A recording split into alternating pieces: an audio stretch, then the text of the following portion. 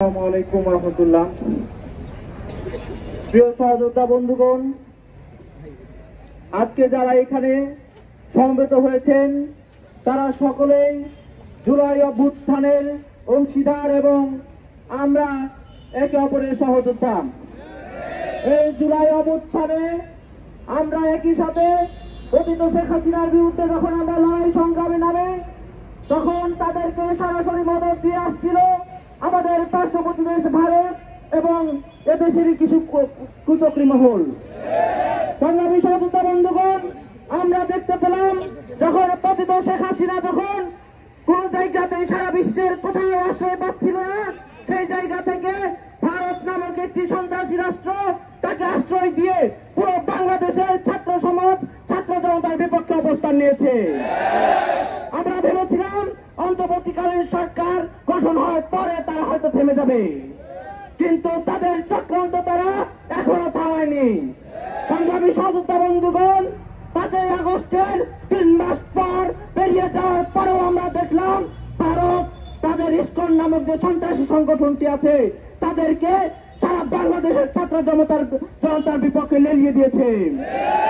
আমরা যখন শান্তি এবং সম্প্রীতি এবং ঐক্যের কথা বলছি তখন তারা আমার ছাত্র জনতা আমার ভাইদেরকে হত্যার মতো নজির তৈরি করেছে। সংগ্রামী সহযোদ্ধা বন্ধুগণ, আপনারা জানেন যে বিগত 15 বছরে ফ্যাসিস্ট পতিত শেখ হাসিনা সরকার সারা বাংলাদেশকে একটি কারাগারে রূপান্তরিত করেছিল এবং যে 5ই আগস্টের পরবর্তী সময়ে আমাদের যে আকাঙ্ক্ষা ছিল সকল মতের সকল ধর্মের মানুষ আমরা একের সাথে এবং ঐক্যবদ্ধ ভাবে থাকবো, কিন্তু আমরা কিন্তু সেটা প্রমাণও দেখিয়েছি। কিন্তু প্রায় 3 মাস পরবর্তী সময়েও তারা তাদের যে অতীত যে খায়েশ বাংলাদেশকে যে কল চাচ্ছে পরিণত করার চেষ্টা, বাংলাদেশকে যে হায়দ্রাবাদের যে পরিণত করার চেষ্টা তারা সেই নির্লক্ষ্য থেকে সরে আসেনি। আপনারা জানেন যে জুলাই অভ্যুত্থানে সারা বাংলাদেশের ছাত্র সমাজ ছাত্র দল ইসলামী শাসন দল তালাবায়ে এবং বাংলাদেশে প্রত্যেকটা জায়গায় ঐক্যবদ্ধভাবে লড়াই করেছিল। আমরা ইসলাম বিশ্ববিদ্যালয় দেখেছি ইসলামিক ছাত্র শিবির এই আমাদের লড়াইয়ের সাথে ওতপ্রোতভাবে জড়িয়েছিল। মিছিলগুলোতে অংশগ্রহণ করতাম, সামনের সারিতেও তারা থাকতো, পিছনের সারিতেও তারা থাকতো।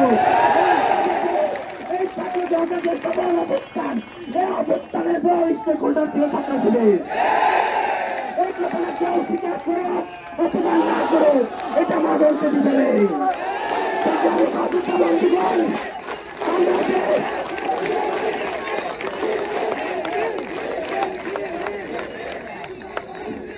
সংগ্রামী সহযোদ্ধা বন্ধুগণ, আমরা জুলাই অভ্যুত্থানে যে ঐক্যবদ্ধতার নজির দেখেছি, এই ঐক্যবদ্ধতাকে ভাঙতে দেশে বিদেশে একটি চক্র এখনো কাজ করে যাচ্ছে। দেশি বিদেশি চক্রের একটি কাজ হচ্ছে চট্টগ্রামের মতো জায়গায় আমার একজন তার ভাইকে হত্যা করা। সংগ্রামী সহযোদ্ধা বন্ধুগণ, আমরা প্রতিবাদ করব, একই সাথে আমাদেরকে সম্প্রীতি রক্ষা করতে হবে যাতে এটিকে তাদের সাথে কাজে না লাগাতে পারে। সংগ্রামী সহযোদ্ধা বন্ধুগণ, আপনারা জানেন এই লড়াই যে 2রা জুলাই শুরু হয়েছিল এখনো সেই লড়াই আমাদেরকে চালিয়ে দিতে হচ্ছে। আমরা এখনো পাড়ার টেবিলে ফিরে যেতে পারছি না।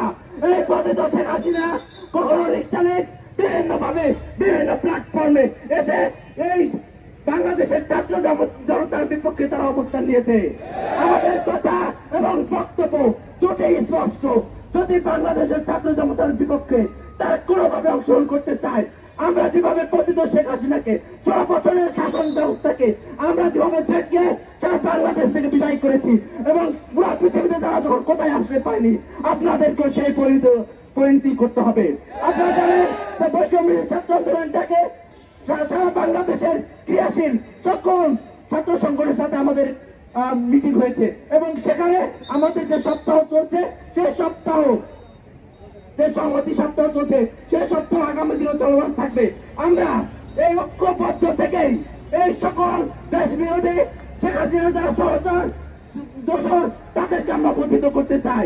এজন্য আপনাদের প্রতি আবার আহ্বান থাকবে, আমরা ঐক্যবদ্ধ থেকে এবং সকল প্রকার এই অন্যায় এবং যে ধরনের নির্লক্ষ্য তারা করে যাচ্ছে, আমরা প্রত্যেকটি নির্লক্ষ্যকে আমরা বেঁচে তুলে চুরমার করিতে চাই। আমরা ঐক্যবদ্ধ থাকতে চাই। আমাদের যে ইস্পাত, সেই ইস্পাত দিল যে আমাদের ঐক্য, সে ঐক্য আমাদেরকে আগামী দিনে বহাল রাখতে হবে। এজন্য পতিত শেখ হাসিনার যে বিরুদ্ধে যারা আমরা এক হয়েছিলাম, আমরা আগামী দিনে ঐক্যবদ্ধ থাকতে চাই। সে ঐক্যবদ্ধের আহ্বান রেখে আমরা বক্তব্য শেষ করছি। সর্বোপরি সবাইকে ধন্যবাদ। আসসালামু আলাইকুম রহমতুল্লাহ।